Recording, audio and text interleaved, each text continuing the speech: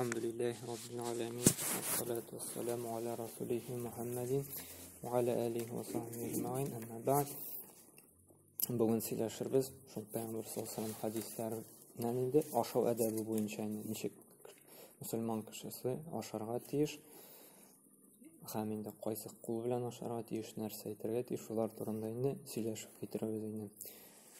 Бу хадис безнең Müslim җыентыгында килә, сахих хадисләрдән булып тора инде. Пәйгамбер саллаллаху алейхи ва саллям әйткән: "Иза акала хадукум фалякул бияминиһи". Әгәр дә берәрегез ашаса ди, ул уң кул белән ашасын ди.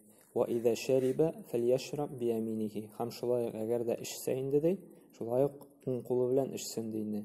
"Фа инна шайтана якулу бишималиһи". Дөрестлектә ди, хаклыкта ди, шайтан ди, сул кул белән ашый ди. وَيَشْرَبُ بِشِمَالِهِ. Һәм шулай ук шайтан ди, сул кулы белән эчә ди инде. Бу сахих хадисләрдән Муслим җыентыгында килә инде, ничек әйттем. Һәм бу хадистан галимнәр әйттеләр, мөселманнар ашаганда бары тик уң кул белән генә ашарга тиеш. Әгәр дә инде сул кул белән ашый икән, ул шайтанга тәшбих кылган була, ягъни охшаган була. Чөнки бит без шайтанның бөтен гамәлләреннән ерак булырга тиешбез, аңа ашарга тиеш түгелбез. Шулай бит. Инде кеше әгәр дә сул кул белән ашый икән инде, шушы гамәлендә шайтанга охшаган була. Шайтанның юлыннан булган була. Чөнки Аллаһ Субханаһу ва Тааля анда нәрсә ди? "Я айюхаллазина аману ла таттабиу хутуатиш шайтан". Иман китерүчеләр ди, шайтанның юлыннан бармагыз ди. Һәм инде без беләбез, шайтан безне нәрсә? Җәһәннәмгә алып бара. Шуңа күрә ашаганда игътибарлы булырга кирәк, бары тик уң кул белән генә ашарга. Һәм монда Пәйгамбер саллаллаху алейхи ва саллям әмер итеп әйтә, "Фалякул" ди. Әмер әйтә, аша ди, уң кулың белән ди. Без беләбез, галимнәр әйтә инде, әгәр дә Пәйгамбер саллаллаху алейхи ва саллям әмер итә икән инде, бу ваҗиб дәрәҗәсенә, фарыз дәрәҗәсенә менә диләр инде. Шуңа күрә нама игътибарлы булырга кирәк, ашаганда бары тик инде уң кул белән генә ашарга кирәк. Һәм ашар алдыннан инде Аллаһны искә төшерергә кирәк, зикр әйтергә кирәк, бисмилла дип инде. Һәм инде бисмилла әйткәч инде уң кул белән инде үзебездә каршы торган ризыкны инде ашый башларга кирәк инде. Һәм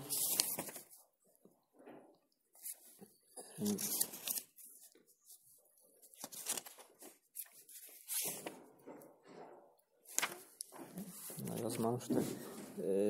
Сул кулга килгәндә Пәйгамбер саллаллаху алейхи ва саллям бер вакыт бер кеше белән утырганда сул кул белән ашаган кешене күрә инде. Һәм Пәйгамбер саллаллаху алейхи ва саллям насихат итеп әйтә, уң кул белән ашады инде. Теге кеше әйтә, "Мин булдыра алмыйм ди, ашый алмыйм ди уң кулым белән инде." Һәм Пәйгамбер саллаллаху алейхи ва саллям әйтә нәрсә ди? Ничек инде булдыра алмыйсың ди? Бары тик булдыра алмыйсың ди, тәкәббүрлегең сине тыйганга күрә генә ди. Бу хадистан галимнәр әйтә, шушы сул кул белән ашау инде теге тәкәббүрлектән бер өлеше ди инде. Чөнки ди уң кул белән ашарга өйрәтү, гадәтләндерү ди бик җиңел ди инде. Вакыт кына кирәк ди инде. Һәм Пәйгамбер саллаллаху алейхи ва саллям да бу кешегә тәнкыйтьләп әйтә, бары тик тәкәббүрлегең генә сине тыйды ди, уң кул белән ашарга ди инде. Әгәр дә кеше ди теләге булса ди, өйрәнә ала ди инде. Шуңа күрә хәзерге көндә дә бит инде кеше берәр нәрсәгә ирешәсе килсә, берәр акчалы эшкә урнашасы килсә, нәрсә генә өйрәнми, нәрсә генә эшләмми, шулай бит инде. Анда күп акчалы эш булса, чит телләрне дә өйрәнә, анда инде белмәгән төрле анда бер дә эшләмәгән эшләрне эшләргә өйрәнә. Күп акча алыр өчен, карьерный рост булсын өчен, анда эшендә үсер өчен. Монда инде ахирәт өчен, файдалы булган өчен беренче чиратта инде шушы гадәтләндергә, өйрәнергә тиеш инде уң кул белән ашауны инде. Моңа җиңеллек белән карарга тиеш түгел инде. Һәм икенче хадис килеп тора, Пәйгамбер саллаллаху алейхи ва саллям әйтә: "Ла яшрабанна ахадун минкум qa'iman". Бу шулай Муслим хадисен җыентыгында килә, сахих хадисләрдә инде. Эшкәндә ди, берегездә ди, эшкәндә ди, басып эшмәгез ди, нәрсә ди, утырып эшегез ди инде. Һәм шулай ашау эшенең әдәбе булып тора. Кеше ашаганда яки эшкәндә инде утырып эшергә тиеш, утырып ашарга тиеш. Бу хадистә килә инде эшу турында. Берегездә басып эшмәгез ди. Әмма ләкин галимнәр әйтә, эшу да, ашау да шушы хадискә керә ди инде. Һәм инде әдәпсезлектән булып тора инде, йөргәндә ашау, йөргәндә эшу. Шуңа күрә безнең исламның әдәбе булып тора инде, әгәр дә без эшәбез икән, утырып эшергә инде, ашыйбыз икән, утырып эшергә инде. Һәм моны Пәйгамбер саллаллаһу 1400 ел элек әйтте безгә. Шул эшкәндә, мәсәлән, инде ашаганда утырып ашарга кирәк дип инде. Бу бит аны тик томалдан гына әйтми, шулай бит бер хикмәт белән әйтә, бер олы бер безгә булган файда белән әйтә. Һәм хәзерге көндә менә бер сөйләгән бит инде сезгә дә табиблар әйткәннәр, менә су эше буенча. Утырып эшкәндә ди, шушы эшүнең файдасы ди организмга күбрәк ди басып эшүгә караганда инде. Yani oturup эшкәндә ди, шушы суның бөтен файдалы матдәләре безнең эшчәклекләргә бөтенесенә тиешенчә үтеп керә ди инде. Һәм файдалы матдәләре бөтен кирәклесен ди организм үзенә ала ди. Әмма ләкин басып эшкәндә ди, бөтен эшчәклекләргә бөтен шушы суның инде эшә торган эшемлегебезнең файдасы организмга сеңә алмый ди инде. Сеңә бетерә алмый ди инде. Бары тик бөтен файдасы тулысынча эшемлектән инде утырып эшкәндә генә була ди. Менә моны табиблар әле 21-нче гасырда гына ачтылар, әмма ләкин Пәйгамбер саллаллаһу безгә инде 1400 элек шушының хикмәтен инде әйтеп калдырды. Эшкәндә ди, нәрсә ди, утырып кына эшегез ди. Шуңа күрә менә бу икенче әдәп булып тора инде, өченче әдәп булып тора. Беренчесе инде уң кул белән ашау булса, икенчесе бисмилла әйтү булса, өченчесе утырып ашарга тиешбез инде.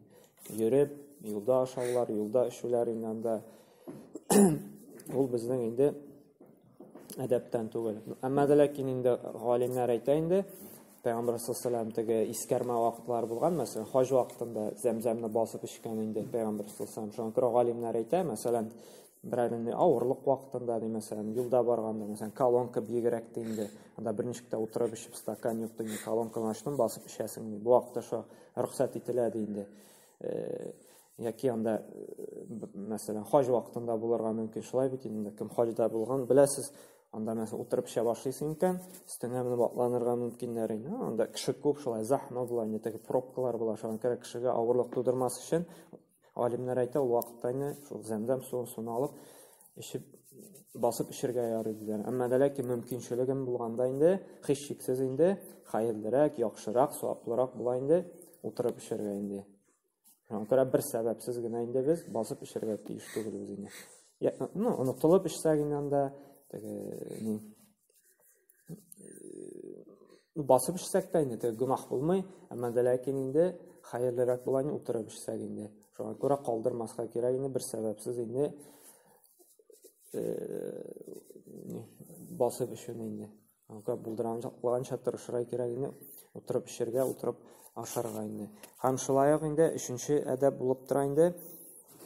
Пәйгамбер саллаллаһу алейхи ва саллям әйтте: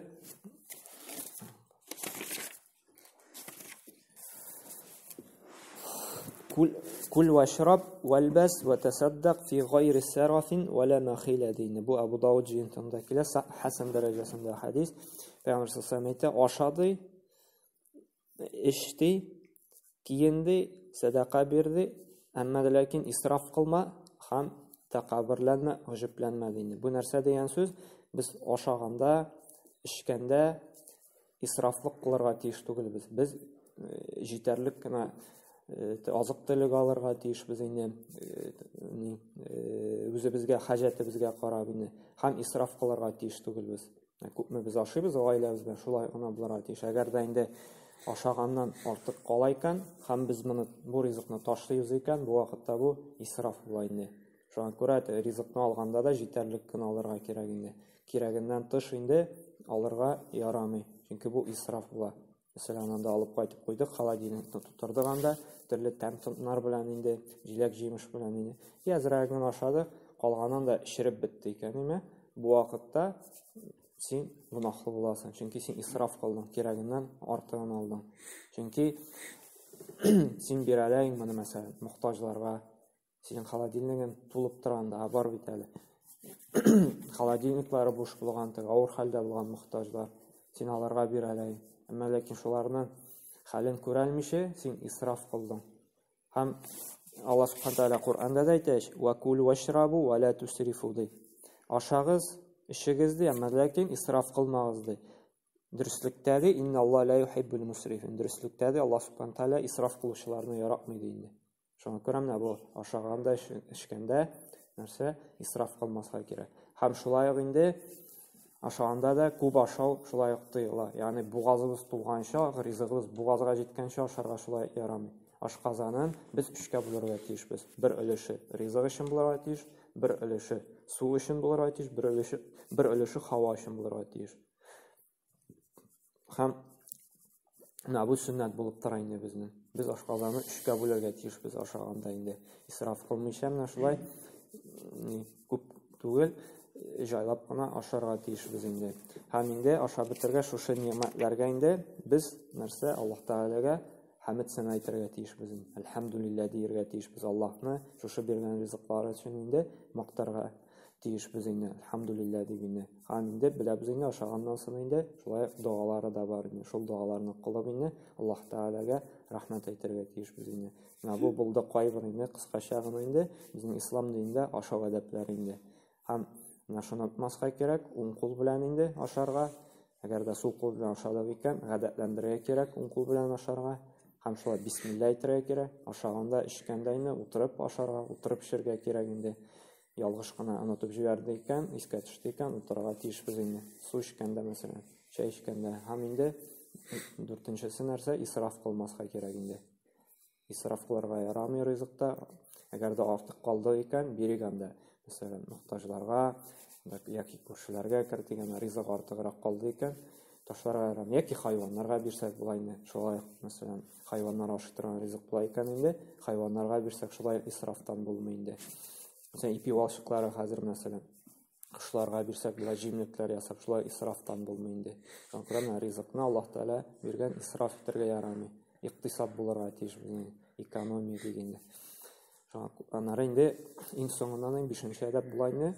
Аллаһны нәрсә дуа кылырга тиешбез, әлхәмдүлилләһ дияргә тиешбез, шушы биргән ризыклар өчен инде. Аллаһ Субхану Тәгалә тәүфик бирсен, шушы ислам әдәбе белән әдәпләнеп, Аллаһ пәйгамбәре өйрәткәнчә шулай итеп ашарга насыйп эйләсен инде. Һәм Аллаһ Субхану Тәгалә тагын да табыннарыбызны киңәйтсен. Субхану Тәгалә